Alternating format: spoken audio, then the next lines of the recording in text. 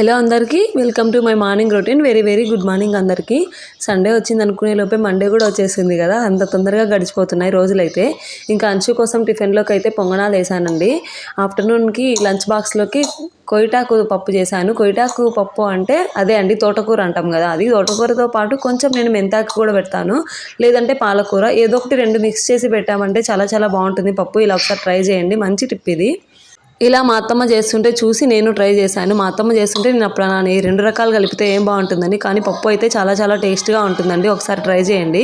అది పాలకూరతో పాటైనా కొంచెం మెంతికూర పెట్టండి, లేదా కొయిటాకు పెట్టండి. ఏదైనా రెండు, ఒక రకం ఆకుకూర ఎక్కువ, ఒక రకం తక్కువ, అలా పెట్టుకోండి. చాలా చాలా బాగుంటుంది. కొంచెం డిఫరెంట్గా కూడా ఉంటుంది పప్పు టేస్ట్. పప్పు టేస్ట్ ఎలా ఉన్నా మనం పెట్టే తర్వాత పోపు అంటాం కదా, దాంతోనే ముడిపడి ఉంటుందంట. చాలా చాలా బాగుంటుంది. ఈరోజు అయితే బాగా కుదిరిందని నేను అనుకుంటున్నాను.